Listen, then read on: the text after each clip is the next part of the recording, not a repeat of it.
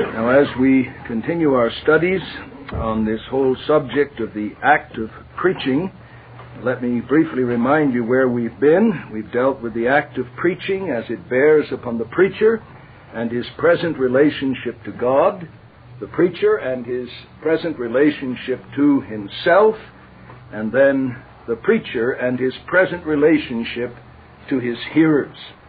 Now today we move on to what may at first sound like a trivial matter, but which in reality is far from trivial. In fact, many of the issues dealt with under 2 and 3, the preacher and his relationship to himself and his relationship to his hearers, will be greatly influenced by how we handle this fourth category that is the focus of our concern today, namely, the act of preaching in relationship to any written material carried into the pulpit. So we're dealing with the act of preaching in relationship to any written material carried into the pulpit. Now, as we take up the subject, we will first of all isolate the precise issue under discussion, then secondly, give some general guidelines, and thirdly, conclude with specific counsels regarding any materials that you are going to read by way of quotations in your preaching. Because there are some principles that are unique to the matter of reading quotations, I felt it warranted a separate heading in the lecture. So God willing, in what I hope will be a maximum of 1 hour and 10 minutes, so that I can get away to catch that plane to North Carolina, we take up this matter of the act of preaching in relationship to our paper. That perhaps would be a briefer way to state it. Now, first of all, we want to isolate the precise issue that we are dealing with. In many fields of inquiry, precise definition is vital to accurate thought. In others, precise limitation of the field of concern is equally vital to accurate thought. And this is true with respect to the subject we are dealing with today. Let me first of all try to state it negatively. We are not dealing with the place of writing at the desk or at any of the initial stages of preparation. This matter was discussed in the last lecture of Unit 2, in which we surveyed the major arguments for and against writing a sermon manuscript. I attempted to give a workable synthesis like a good Hegelian, and thirdly, I tried to give you practical guidelines for the implementation of this counsel. So we're not dealing with the whole question of how much pen should be put to paper in the study or at the level of preparation, nor are we dealing with primarily how much or how little paper is actually carried into the pulpit. Rather, this is the issue: how much dependence upon and preoccupation with written material is manifested in the act of preaching. How much dependence upon and preoccupation with written material is manifested in the act of preaching. A man may bring 5, 6, 7 pages of full notes into the pulpit, but have very little evident dependence upon and preoccupation with that material as he preaches. Another man may bring 1 page of a skeleton, and it may be evident throughout the entire sermon that he is greatly dependent upon and greatly preoccupied with that 1 page. So you see, it doesn't have to do with what's done in the study or even how much is actually brought into the pulpit. My concern is more limited than that, and it is precisely this concern of how much dependence upon and how much preoccupation with that written material is manifested in the act of preaching. Or to state it differently, How much mental and physical attachment is there to one's paper? How much mental and physical attachment is there to one's paper, thereby choking the channels of mutual empathy and present sympathy with the living audience? And you see how much then that relates to our last lecture.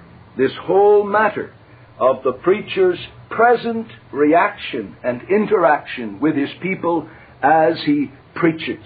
Well, if his eyes and his brain are preoccupied with his paper, his eyes and his brain cannot be preoccupied with his people. Preoccupation of eye and brain with paper equals little preoccupation with people. Now, any discussion that does not isolate this precise issue is doomed to fail under the weight of its own inaccuracies of broad generalization or its unrealistic and legalistic rules and regulations. And brethren, over the years, as I've wrestled with the matter and waded through dozens and dozens of pages of written material, I have found again and again inaccuracies in the area of broad generalization and unrealistic and legalistic rules and regulations, because this issue has not been isolated. And all of these have been mingled together. And so the whole question of a written manuscript has been dealt with in terms of everything from initial study to composition to the bringing of a manuscript into the pulpit to the use or non-use of it in the act of preaching. But those things are all distinct elements, and they need to be isolated, separated, and addressed specifically. All right? So much then for isolating the issue at hand. Now, secondly, I want to give you some general guidelines with respect to the subject we have isolated, namely, how much dependence upon and preoccupation with our paper is manifested in our preaching. And I'll do this in terms of some imperative exhortations. Number one, guideline number one, never read a full manuscript from the pulpit and attempt to call it preaching. Never read a full manuscript from the pulpit. Now, if your pulpit is being used as a lectern to give a lecture on a subject, may even be among God's gathered people, in which you're asked to give a lecture, as I have been asked, on the subject of Christian education. There may be much dependence. You may have a full manuscript. I'm not talking about that. We're talking about preaching to the gathered people of God in the stated seasons of their gathering for public worship and ministry. And with reference to that exclusive concern, never read a full manuscript from the pulpit. And perhaps Dabney's advice is as helpful as anyone's that I have read, where he writes on page 328 in his Lectures on Sacred Rhetoric these very insightful words. Reading a manuscript to the people can never, with any justice, be termed preaching. Even if the matter and the style are rhetorical, the action cannot be. But it is almost impossible that the structure either of thought or language should be such when the invention, that is, your basic composition, is performed in solitude and at the writing desk. Some men, by a powerful genius, have indeed, by long practice. Now notice the qualifications. They have powerful genius and long practice. None of you fit that category. All right? They have acquired the talent of so representing to themselves the circumstances of public discourse while engaged in solitary composition as almost to overcome this obstacle. They do indeed write as an orator should speak. But these are the exceptions. In the delivery of the sermon, there can be no exception in favor of the mere reader. How can he whose eyes are fixed upon the paper before him, who performs the mechanical task of reciting the very words inscribed upon it, have the inflections, the emphasis, the look, the gesture, the flexibility, and the fire of oratorical action. Now see, the only reason I can read that with a little bit is because I spend a good bit of time reading it ahead of time, mastering the flow of thought, so that I'm able to pick up whole sentences, stick them in my head, and speak them to you as though they were my own words. All right? Mere reading, then, should be sternly banished from the pulpit, except in those rare cases in which the didactic purposes supersede the rhetorical, and exact verbal accuracy is more essential than true eloquence. So he's saying there is a place for the lecture, there is a place for the speech, but that's the only exception. In preaching, the whole matter of the living interaction of the living soul of the preacher with a living, hungry, responsive auditory, it's impossible, as a general rule, for someone to be stuck to his manuscript. Now, McIlvaine, again, addresses this issue very powerfully, and I will just quote briefly from a whole section in which he treats this matter under the chapter Familiarity with the Manuscript, chapter 9.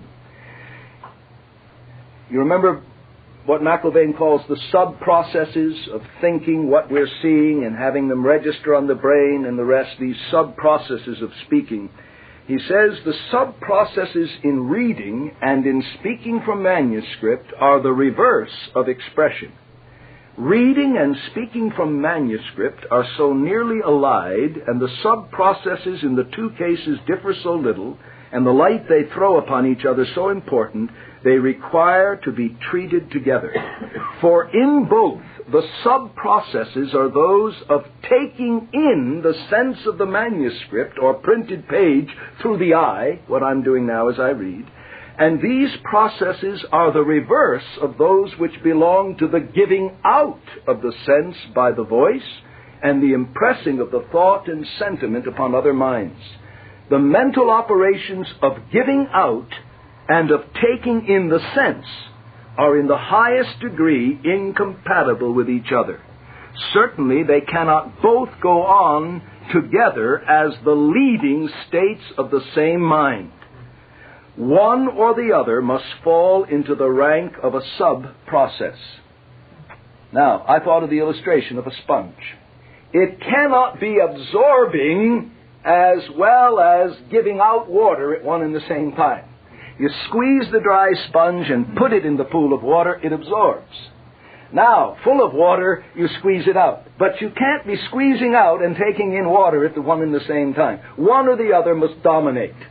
Now, so with the mind. If it is primarily preoccupied, as when reading these quotes, with taking in the sense of McIlvaine, having the words register on my brain in phrases and clauses, subordinate, dominant, and then trying to give proper emphasis, I am totally preoccupied with the absorbing of the thoughts as they come off the page. Though I can have some secondary sensitivity to interaction with you and how you're responding, the desire to give it out in the best way does not dominate at that point. The absorption is the dominant activity of the mind, and it for a while cuts off that preoccupation with the communication of those thoughts to others. Again, just one brief quote on page 143. A good reader, however, never undertakes to read in public a passage with which he is wholly unacquainted, except from necessity, nor then does he ever expect to do justice to himself or his author.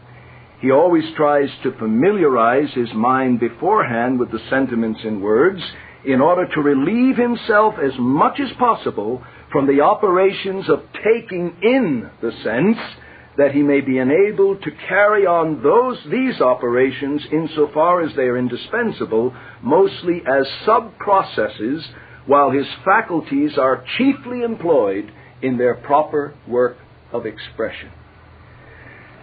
So, the old masters were agreed.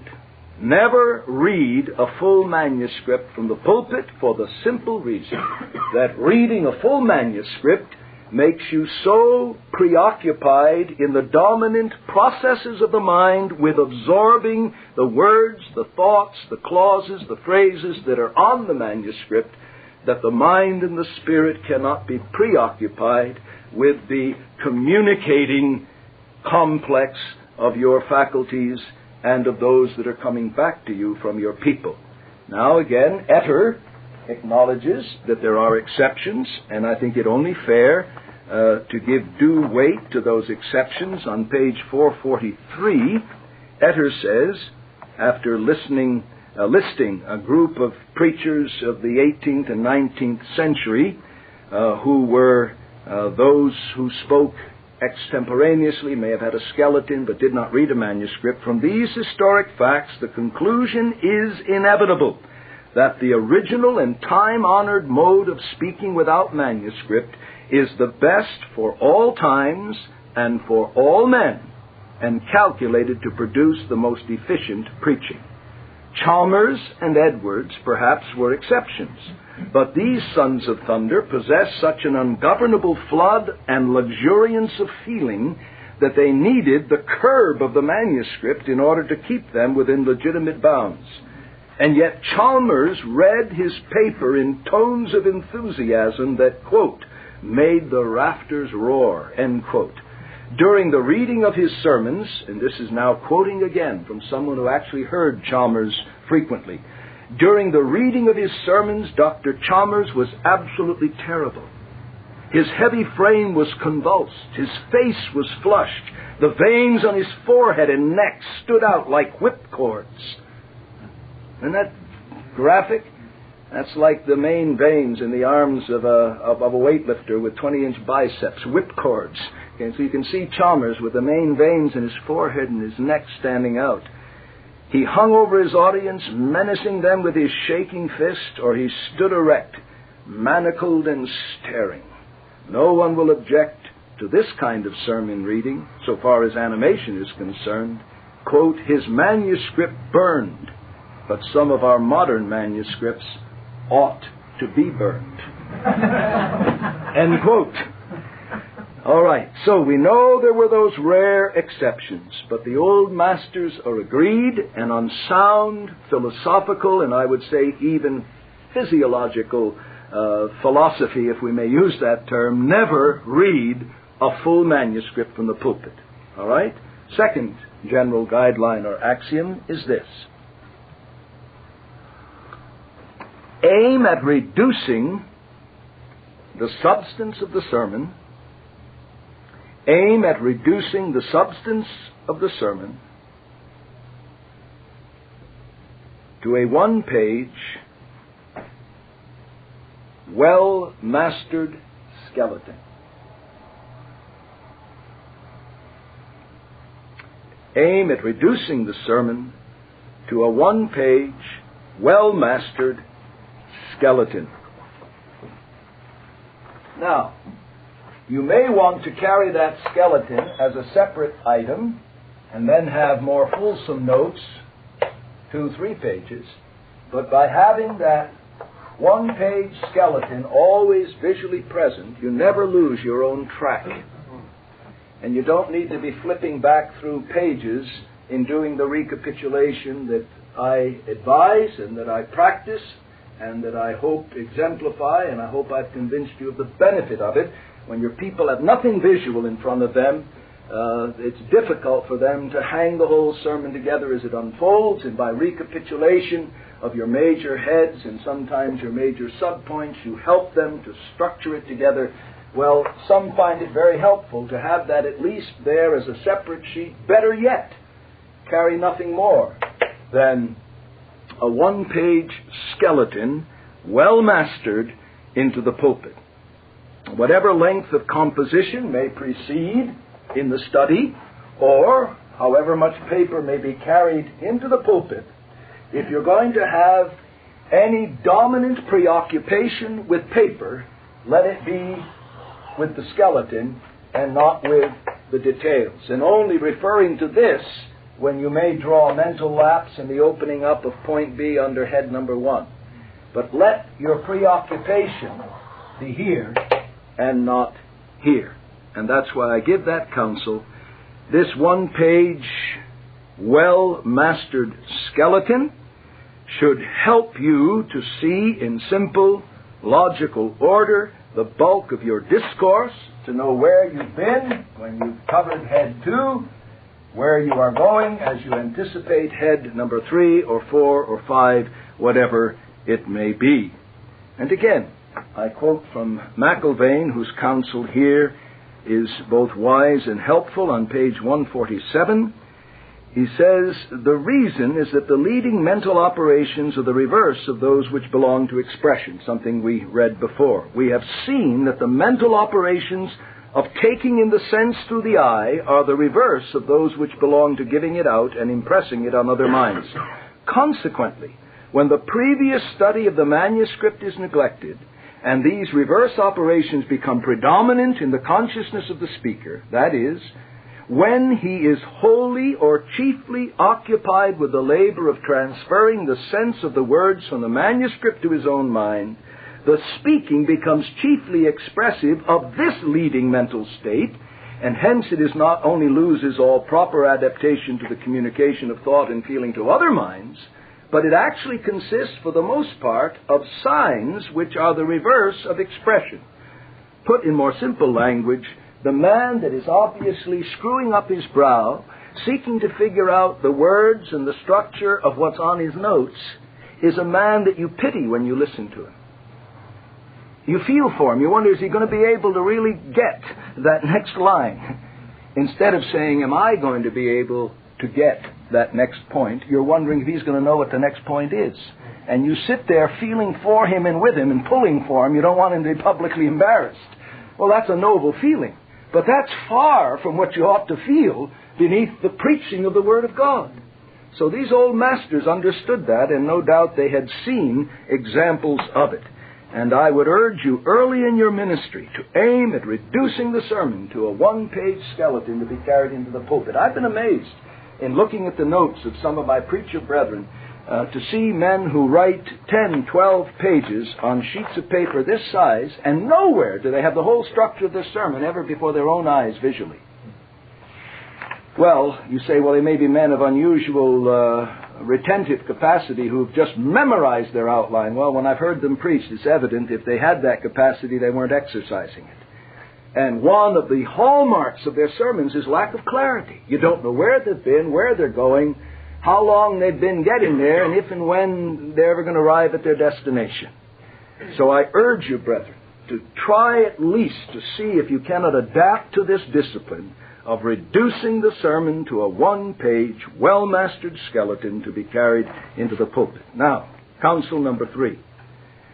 Look at your paper only as much as is absolutely necessary. Look at your paper only as much as is absolutely necessary.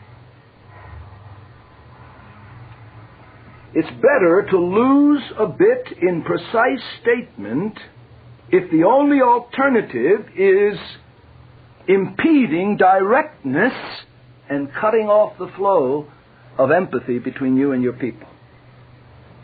Better to lose a bit in precise statement. Now, I didn't say better a little error, but I said better to lose a little bit in precision of statement if the only alternative is to give up directness and cut the living nerve of empathy. And Spurgeon again, the natural preacher that he was, who then sought to bring some scientific investigation to the subject, in his chapter on the faculty of impromptu speech says, on page 152 in Lectures to My Students, if you are happy enough to acquire the power of extemporary speech, pray recollect that you may very readily lose it. Not pray recollect.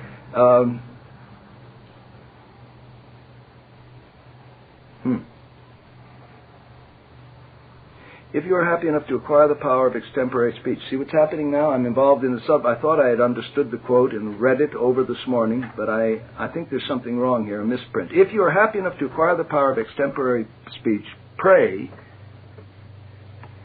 Because, what he's saying is, you may readily lose it. And then he gives the example of himself. And this is what threw me.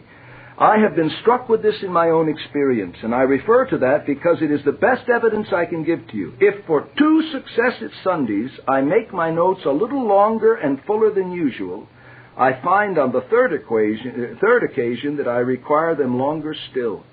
And I also observe that if on occasions I lean a little more to my recollection of my thoughts, and am not so extemporaneous as I've been accustomed to be, there's a direct craving and even an increased necessity for pre-composition.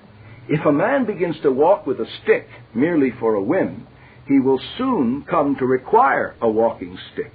If you indulge your eyes with spectacles, they will speedily demand them as a permanent appendage. And if you were to walk with crutches for a month, at the end of the time, they would be almost necessary to your movements, although naturally your limbs might be as sound and healthy as any man. So you see, Spurgeon understood that if you allow yourself to become excessively dependent upon your paper, that becomes a kind of paper addiction very quickly. And a man of his abilities said he could get addicted in 2 weeks. Well, what about us lesser mortals? We probably get addicted in 2 hours. So we need, by God's grace, to exercise a strict discipline over ourselves, to look at our paper only as much as is absolutely necessary. And don't assume it's necessary until you have proof that it is. You just cannot recall that next head, that next illustration. You'll need to look down at your paper in order to grasp it. All right? Counsel number 4.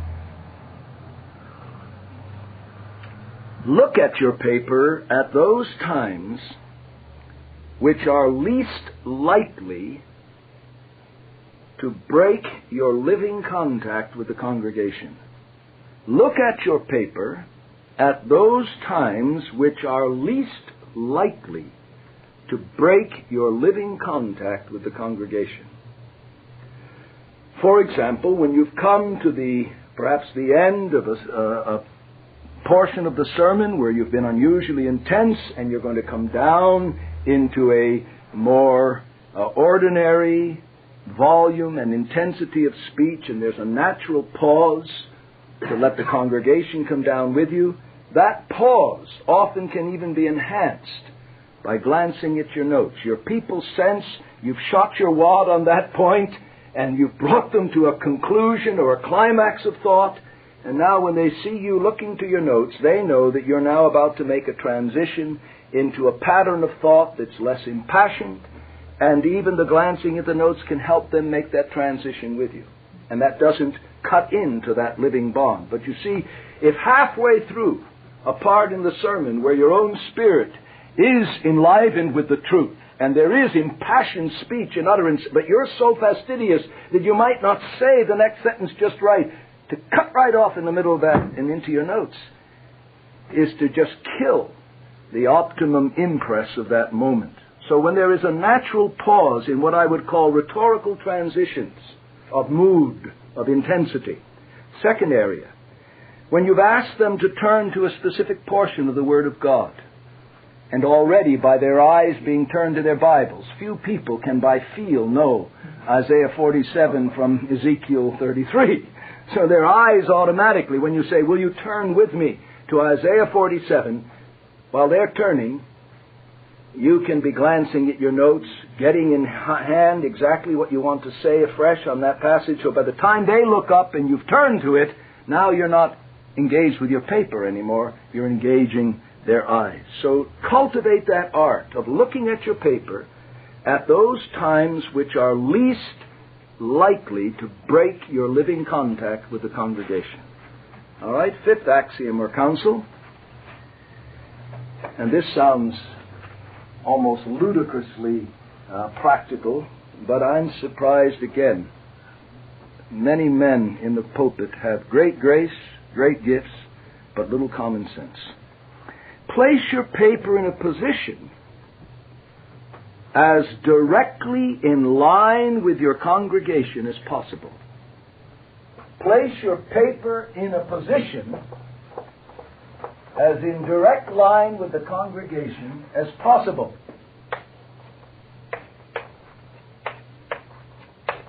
All right, here's the man in the pulpit. Let's get his pulpit down a little bit. It's almost hiding him. Okay. Now, the more of the paper is toward this edge of the pulpit, the greater the angle, especially if you don't have bifocals. There's several benefits with bifocals. One of them is that it keeps you from saying, I can't see them there. I've got to be up this way anyway, see? So it's very good in that it helps you to maintain eye contact if for no other reason you're not able to read it if you drop your head down too much. But try to have your notes as far up on the pulpit as is necessary to keep the basic angle of the eye and of the mouth, the two key organs of public speech. Keep them so that their angle never drops beyond someone in the front row. See, if it drops here, then you're excluding all these people back here. You want to engage your whole congregation with the mouth and with the eye throughout the entire sermon. Regard your mouth as the bell of a brass instrument. And one of the first lessons you would learn from anyone who taught you how to play anything from the little E-flat cornet to a trumpet and you can't do it, of course, with anything beyond a trombone. When you get up into a baritone or euphonium, the bell goes out this way. But the standard rule is that you keep the bell of the instrument out in the direction of the audience and the rest of the orchestra. You don't allow the bell to get down into your own lap. Well, your mouth, in that sense, is the bell of your gospel trumpet. And it's a terrible thing to have it out here and then it's down here. And especially when men continue to speak. Well, I feel like saying, well, does your paper need to be converted? I mean, do you hope your preaching to be a means of grace to the desk? No, well then stop preaching to them. Get it out to the people that you hope to do good to. Keep the mouth up and never allow it to drop below that angle of directly projecting to the congregation. And likewise with your eyes. And even if you don't have bifocals and you just got regular glasses, well then you may have to back off a bit, you see, and that will automatically, and if you're still able to see it, that automatically closes the angle. The closer you get and the lower the notes are here, the sharper the angle. For some men, I thought maybe the best thing to do would be to get a surgical collar and make them preach in it for 1 year. You know, the kind people get when they've had whiplash and you can't put your head down? It'd be the best way. Pray for a stiff neck in only one circumstance, when you're preaching. You don't want a stiff neck in any other situation. It's bad. Stiff-necked is bad. But some preachers, I could will for them the fusion of the cervical vertebrae because they just plain have their... And I don't know how you are, but I'm insulted when a man's supposed to be talking to me and he's talking to his paper or talking to his pulpit or talking to the 6 feet of carpet in front of the... And I usually sit up close.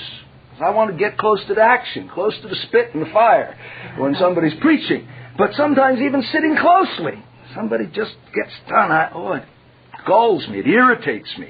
And I may be particularly perverse, so I don't make my irritation the measure of what's right in this, but certainly it is right, as we've seen, that a man continually engage his congregation with his eyes and continually trumpet the message by his mouth. And physiologically, it's impossible to do those two things if the angle is too great, and sometimes it's just as simple as getting the notes up. If you've not seen our customized pulpit upstairs, that whole business of the bar with the little places to adjust it, that was part of my customizing of that pulpit, so that shorter people would be able to move the notes down by moving that bar down. Those of us who are taller move it up so the notes get up and away and are in an angle of being able to project to the people. That's a simple little thing, but it's so vital. And often the difference between merely mediocre preaching and truly effective preaching is the combination of a bunch of little things. It's not that someone has 50 more pounds of raw gift in a specific area. It's just an ounce or two here and a pound and a half there of little things all put together that make the difference between a mediocre preacher and a very effective preacher. So we want to push in our little ounce and pound here or there, whatever will make us optimally useful in the work of preaching. All right? Axiom number 6, or counsel number 6. labor continually to cultivate the skills of extemporaneous speech. Labor continually to cultivate the skills of extemporaneous speech. Now bear with me while I give you a little study in linguistics here. Linguistically, impromptu and extemporaneous are synonyms. And basically, they would be defined as unprepared or without previous preparation. But in homiletics, and even in the dictionary, there is a practical and real difference. And I'll give you now a layman's definition of the difference. Impromptu, that's speaking off the cuff. Literally without any specific previous preparation to speak on the subject concerning which you're speaking. There may have been 50 years of acquisition. For example, a man who's been a plumber for 50 years is called upon on the spot to speak for 5 minutes on the greatest problems encountered in being an effective plumber. He's had no previous specific preparation for that 5-minute speech, but in a sense he's had 50 years of general conditioning and preparation by his experience as a plumber. But if he gave a 5-minute speech on that subject with no previous preparation, that would, strictly speaking, be an impromptu speech. Now, an extemporaneous speech would be where he was informed a week ahead of time at the next gathering of local such and such, since you're going to be retiring soon, we'd like you to speak to all the young apprentices for 5 minutes on the subject, the greatest problems you will encounter as a plumber. So he sits and he thinks, he cogitates, he starts taking notes, he outlines what he's going to say. He does everything except exegete the plumbing books that we do in preparing a sermon. But now he may come with a 3x5 card or a little sheet of paper. He does not have sentences written out. He does not have paragraphs written out. He has done previous preparation. He may have a skeleton with him, but his speech is not impromptu. It is extemporaneous. Now that's the way the term is used in your books on homiletics. Extemporaneous preaching is preaching with preparation, but without full manuscript and without memorization. Those are the distinctives. Anything that comes from a full manuscript as read is not extemporaneous. That which is memorized is not extemporaneous.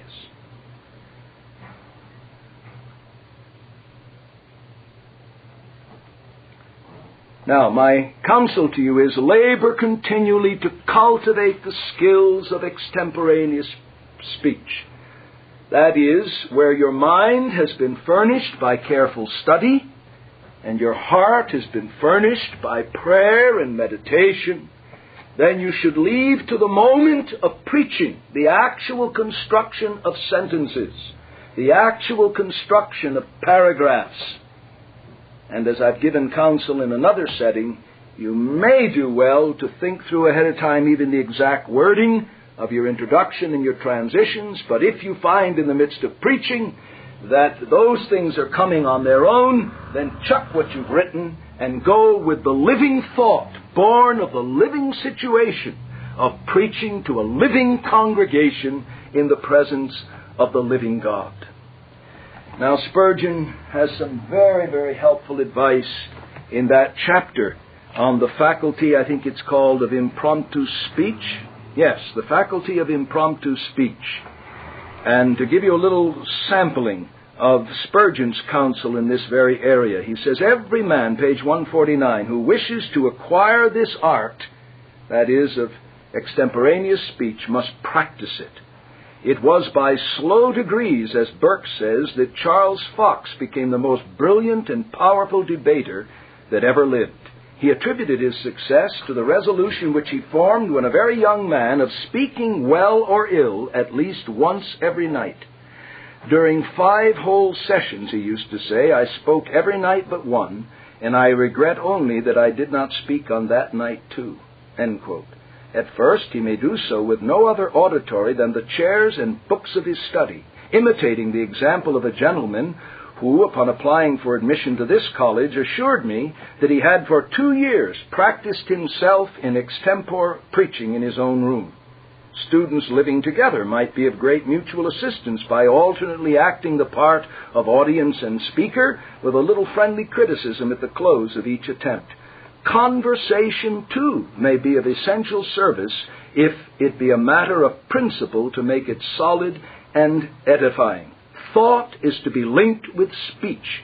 That is the problem, and it may assist a man in its solution if he endeavors in his private musings to think aloud. Then Spurgeon says of himself, "So has this become habitual to me that I find it very helpful to be able in private devotions to pray with my voice.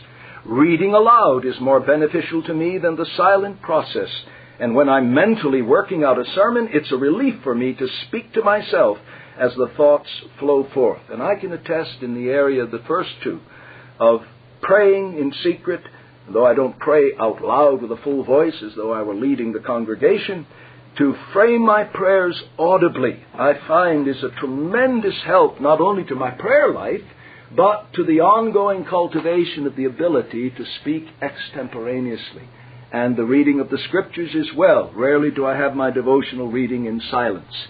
I find the Word of God is more powerful to my heart when it comes through my own ear, as well as through my own eye. And it's practice, practice, practice, practice. Think aloud as much as you can when you're alone, and this will soon put you on the high road to success in this matter. So Spurgeon observed this in his own experience and counseled the men in his college to follow through on it. So I urge you, labor continually to cultivate the skills of extemporaneous speech in your reading. When something triggers a thought, speak the thought out loud. Try to construct it into a well-constructed sentence. Where possible, try to draw upon imagery and analogy and figures of speech. Continually be working that delicate interplay of mind and the ability to conceptualize and the choice of words and the formation of words into sentences and phrases. Practice, as in everything else, if not makes perfect, certainly makes more efficient. I commend to you Bridges' practical suggestions on page 290 and 291. Bridges on the Christian ministry, and then Shedd, Homiletics and Pastoral Theology, page 197, 198. There you have some very practical suggestions that I trust you will find helpful. All right, now, thirdly, having isolated the issue we are addressing, and having given you 6, alas, you'll have to forgive me for not finding a 7th, words of counsel with respect to this whole matter of our interaction with our paper in the act of preaching. Now, thirdly, I want to give some specific counsels concerning the reading of quotations in your preaching. Since I don't know how to read a quotation without paper in front of me, I think it fits into this category.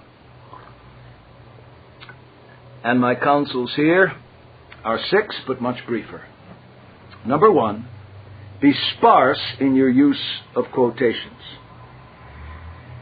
It's one thing to be profuse in the use of them in lecturing in a pastoral theology course, because you want men to feel the weight of the unanimous, or if not unanimous, the general consensus of the masters of the past. But in preaching, people come to hear you, the living teacher, give them the fruit of your labors without impressing them at how much you labored by all the quotes you give them. You are being given double honor to do your own work. Give them the fruit of your reading, not a catalog of quotes derived from your reading.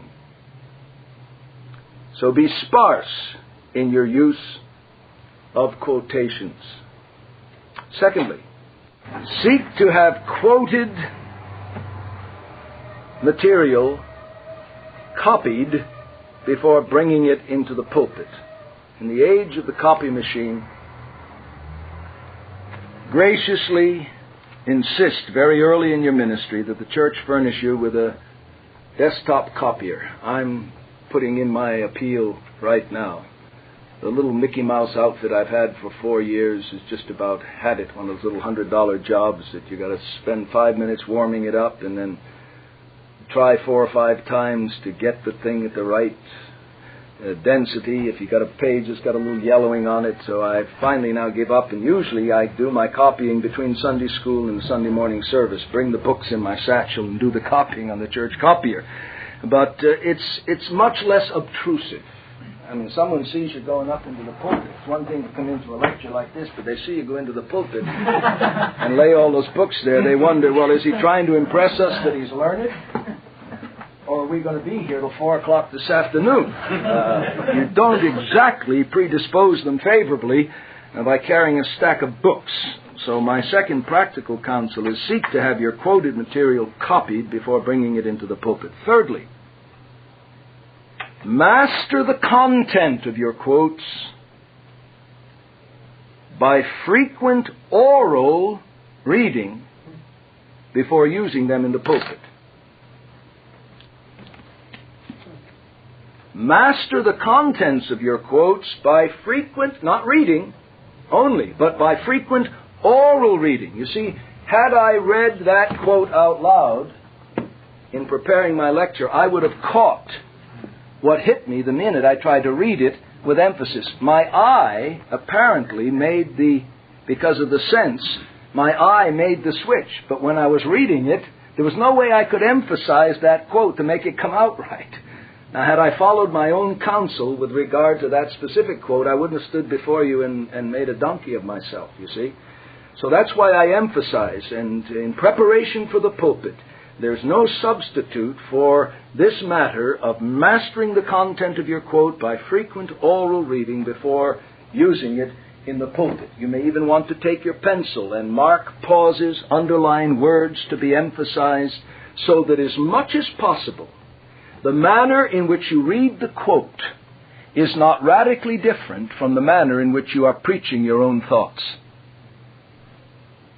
Now, it's amazing how the minute some people see material lined up like this, knowing that it's poetry, they absolutely freeze in terms of naturalness. And they go from naturalness into a stilted form of reading. And I've never quite been able to understand that. Don't let poetry, the fact that it's lined up in poetic or verse form, throw you off. I was trying to see if I could find one of the poems. There are several here in Bridges, I know. I can't put my eye on it right off. But the minute someone who's talking along comes to poetry, then it's and they lose all their natural inflection, and they completely lose track of punctuation. And because there's a poetic line, they immediately pause when there's no reason to pause. There's no comma, there's no semicolon, there's no dash, and the thought goes right through to here. Well, let the thought go clean through in the manner in which you read it. I've got to find a poem and illustrate this. Huh? Well, no, because the hymn book is according to the... I just may not be able to. I'm sure. There must be some poems in all the books I brought with me. Yeah, Spurgeon has some in there. He has some on chapter 21. All right. Is it? Mr. Four-Liner. Okay, yeah, but here it is. This is where he's got a lot of them here. This is a pungent version of Cowper's review of certain messengers of grace who relapsed into themselves when the sermon was ended. Very little selves they must have been. All right, here's the poem. Forth comes the pocket mirror, period. First we stroke an eyebrow. Next compose a straggling lock. Then with an air most graceful, performed fall back into our seat, extend an arm and lay it at its ease with gentle care, with handkerchief in hand, depending low. The better hand, more busy, gives the nose its bergamot. I don't know what a bergamot is. Or aids the indebted eye. with opera glass to watch the moving scene and recognize the slow retiring fare, now this is fulsome, and offends me more than in a churchman's slovenly neglect and rustic coarseness would. You see, a lot of these lines, no punctuation, so it should not be read, now this is fulsome and offends me more than in a churchman's slovenly neglect and rustic coarseness would. The minute people see that, just something seems to happen to them. Don't let that do that. Master any poetic lines that you read according to the structure of thought and the punctuation, not according to the visual lining of the poetry. All right? So that's vital again. Otherwise, an element enters the very manner of your speech that people sense is it's not you, it's somebody else. Okay? Counsel number 4. When using quotes, you are not under obligation to give the full name, century, circumstances, address, and telephone number of the person quoted. In other words, draw as little attention to the person quoted as possible unless there is some good reason to do so. All you need to say, so that you're giving due respect and allowance, is, a man of God of another generation has stated this so forcefully when he wrote, boom. So if anyone ever finds that, you haven't given it out as your thought, you've given it out as someone else's. All right? And particularly be sensitive to this. If, say, in a given series of sermons, you're leaning heavily upon Calvin's commentary on that particular passage, don't always, as Calvin said, people have got this notion that what we believe is something that was created in Geneva back in the 16th century. Well, don't feed that by saying Calvin said, all we need to say is a proven expositor from another generation has very helpfully opened up the kernel of this text when he wrote as follows. Boom, and you quote Calvin, say. So be judicious in this matter of identifying the person quoted. That way then, if you really do want to identify the person for good purpose, since it's not your normal practice, it'll mean all the more. People aren't glutted with all these names of dead preachers. So that when you do mention one, it's a sense in which you're trying to put that name before the consciousness of your people, hoping when they go into the bookstore, they'll say, oh, Pastor quoted from that. Oh, yeah, good. That must be good. I must get that, you see. Or you can actually do a little promoting of a book sometimes that way. But make sure you have good reason if you do anything other than a minimal statement to indicate that you are quoting. Okay? Then number 5...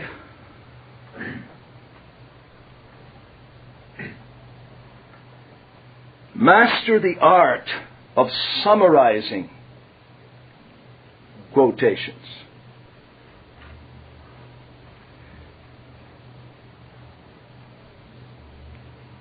There are times when you're so indebted to someone else that you won't feel comfortable presenting that insight in your own words, in your own way. You'll feel that I must give some acknowledgement. Well, do that and then give a summary of that rather than to weary people with an extensive and lengthy quote. And then my 6th counsel is substitute archaic or, and now I'll illustrate it by the word I use, recondite words. Substitute archaic, that's outmoded, no longer used. Recondite would be words that only specialists and super smart people would use. And I don't believe, unless you were actually doing this in writing, in which case you would bracket it, I do not believe it is a violation of the keenest sensitivity to biblical ethics when in quoting you put in your own word that matches the author's thought but does not confuse. Often, for example, in these old writers, when I quote, when they use the word orator or the rhetorician, because there's such nasty words in our day, because he's talking about the sacred orator, the preacher, I substitute the word preacher for orator. Because that's what they meant in that context. And rather than have quotes that have a knee-jerk effect, and you should master your quotes in such a way that there is no unnecessary obscurity or prejudicing of what you're attempting to enforce by that quotation. All right, let me say then in summary and in conclusion, I hope you have understood the isolation or the concern that I have isolated in addressing what we have this morning. It is not how much paper is carried into the pulpit. It is precisely the issue of how much actual involvement you have with that paper in the act of preaching. I've given you 6 lines of general counsel, some of these specific and practical counsel relative to quotes. And now if the Lord spares me and gives me one of my desires, and that is to find someone who is favorably disposed toward me as a person and would count it a privilege to express his friendship by either purchasing from someone he knows or supplying out of his own storehouse 3 or 4 professional disguises, the kind that would be found in a CIA's ditty bag. And with those disguises, I plan to appear at the direction and consent of my fellow elders in the churches, where certain men who've received training in a certain place are now ministering and just happen to come in on the back row as an unnamed and unknown visitor. And then I'll know 10 years from now, when I thus appear in my disguise, how much you really absorbed and how seriously you took my counsel. But don't be surprised if you're so patently violating all that you've heard that I just might start peeling off my mustache in the midst of your sermon, pull my wig off, and let you by degrees stew in your own consciousness of perverse indifference to the counsel. Okay?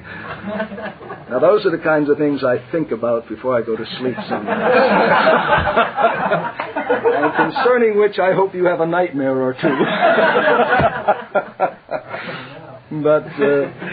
But seriously, brethren, really, it's relatively easy to sit here and to have your conscience convinced of the soundness of the judgment of the masters of the past in my attempt to sort of collate their counsel. But where the rubber meets the road, all of us has, at one point or another, a predisposition to violate one or more of the aspects of this most efficient use of our paper. And if we keep coming back to that great axiom, the great end in all of our preaching is optimum edification, then we're going to be prepared to subject ourselves to whatever disciplines we personally need in order to be as useful as possible in the work of preaching the Word of God. For some of us, as I think I've intimated in one of the other units, with the passing of the years, it means that I take more paper into the pulpit with me. In the early days of my preaching, most of my sermons were a skeleton on one side of the paper like that. I have some skeletons that go back to 1952 when I was preaching in missions and churches up in Stamford, Connecticut. And looking at them, I had occasion to be both red-faced and grateful to God at one and the same time.